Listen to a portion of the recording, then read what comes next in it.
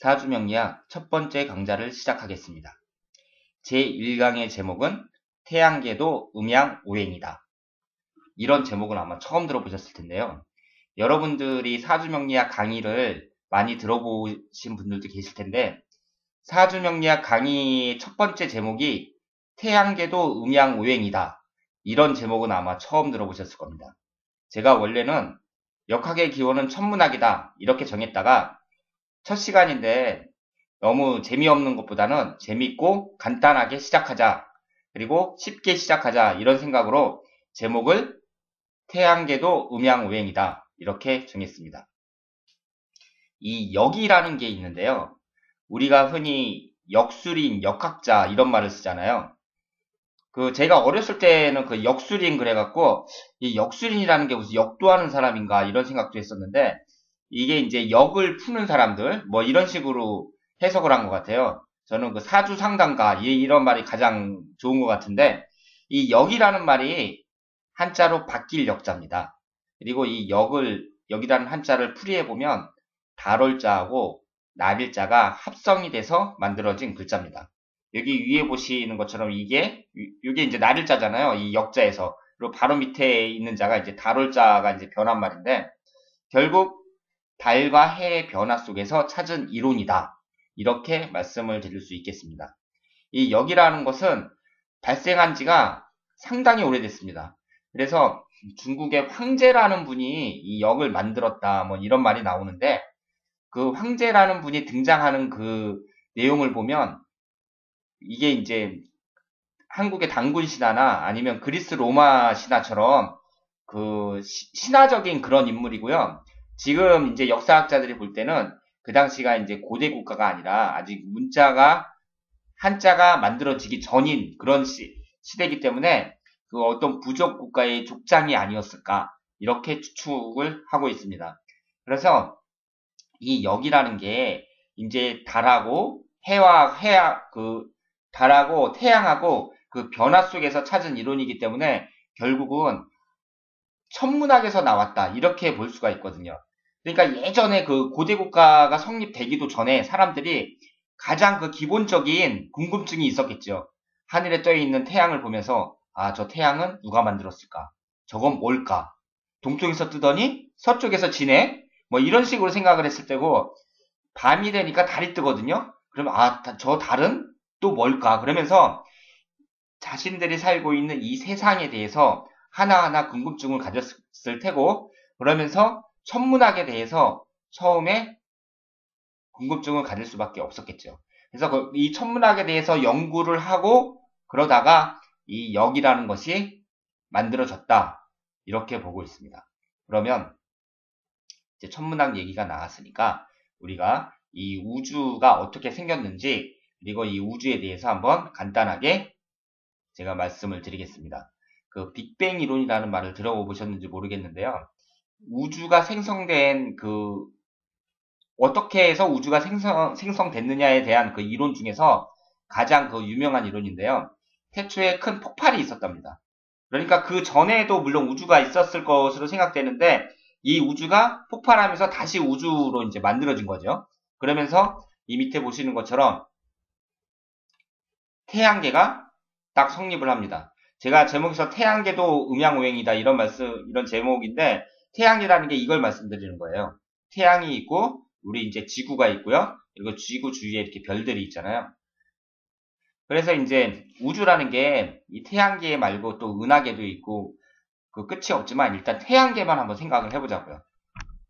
제가 어렸을 때 초등학교 다닐 때는 그 동화백과사전인가 거기에 이렇게 보면 이런 사진들이 그림들이 나와 있고 그리고 학교 다닐 때 선생님들이 외우라고 했어요.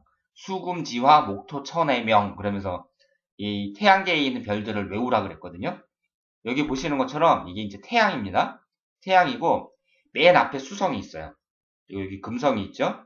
그리고 지구가 있습니다. 이 화성, 목성, 토성이 있는데 지금 이 태양 맨 앞에 보면 맨 앞에 수성하고 금성이 있잖아요.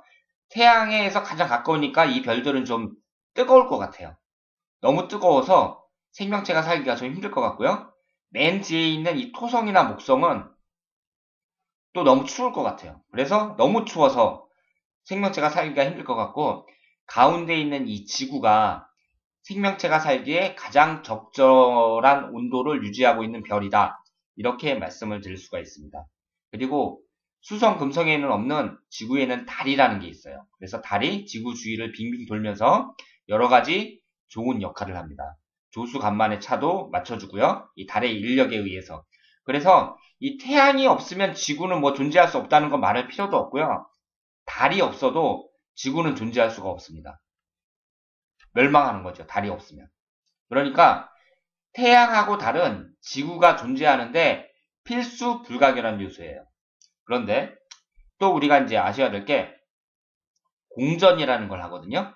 그러니까 가만히 이 별들이 서 있는 게 아니라 태양 주위를 이렇게 돌잖아요.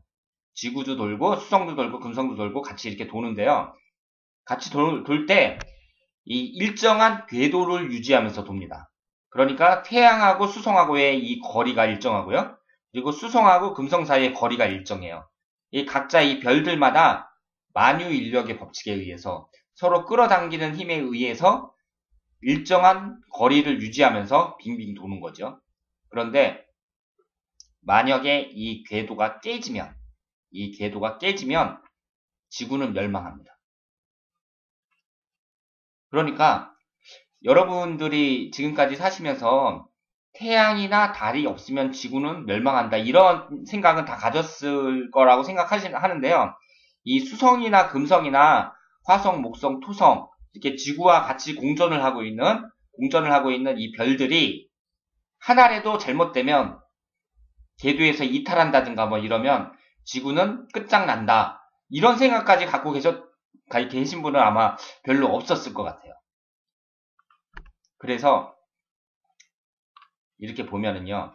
예전에 이제 그 중국에서 음양오행이라는 그 사상이 나왔잖아요. 근데 음양오행이 이런 뜻이거든요. 낮에 딱 보니까 해가 떠요.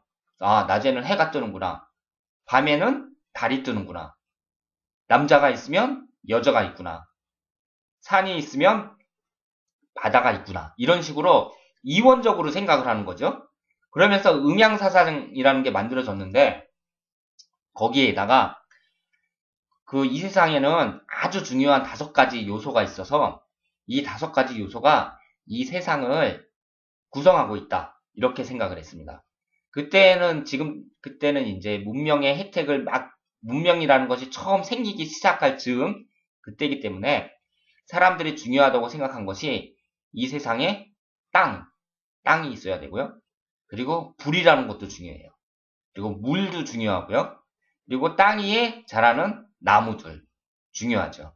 그리고 그 석기 시대를 지나서 금속을 이제 재련해갖고 농기구도 만들고 무기도 만들고 그러다 보니까 금속이라는 것도 상당히 중요하구나. 그래서 이 목화토금수 5가지 오행이라는 것이 있는데 이것이 아주 중요한 건데 이 5가지 요소가 세상을 구성하는 요소고 이 5가지에 의해서 여러 가지 그 변화가 일어난다. 뭐 이런 식으로 생각을 했던 거죠. 그런데 사람들이 이제 천문학을 하늘을 보면서 양이라는 게 태양을 나타내고 달이라는 게 음을 나타내잖아요. 그리고 이 행성을 보니까 이 행성이 움직이는 걸 보면서 이 지구라는 것이 이 주위에 있는 이 행성들이 없으면 멸망하는구나. 그 사실을 알고 이 행성에 목화토금수 이 5가지의 이름을 붙여 넣습니다. 그래서 여기 이제 목성이 있고요. 화성이 있고 토성, 금성, 수성이 있는 거죠. 이것은 동양이나 서양이나 이름이 같아요. 그러니까 동양에서 이제 만들어진 이름이 서양으로 넘어가지 않았을까 이렇게 생각을 하는데 우리가 이제 사주 명리학을 공부하면서 음양오행 이런 말은 많이 들어봤는데 이 태양계에 있는 이 별들이 왜 목화토금수일까? 오행의 이름과 왜 똑같을까? 이런 생각을 가지신 분들이 혹시 있을지도 모르겠는데 제가 첫 시간은 태양계도 음양오행이다. 이런 제목을 가지고 한번 설명을 했습니다.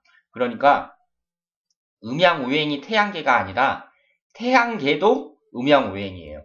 그만큼 음양오행 사상이라는 것이 이 우주를 품고 있다고 할 수 있습니다. 자, 그러면 저희가 이제 사주 명리학을 들어가기 전에 이제 가볍게 워밍업을 했는데요. 그 본격적인 그 사주 공부를 하기 전에 이 천문학에 대해서 좀 더 공부를 해야 합니다. 뭐 절기라든가 24절기라든가 아니면 음력, 양력이라든가 이런 것을 공부를 하고 그 다음에 본격적인 사주 공부를 할 생각입니다. 자, 그러면 여기서 잠시 쉬었다가 이제 천문학 얘기를 계속 하겠습니다.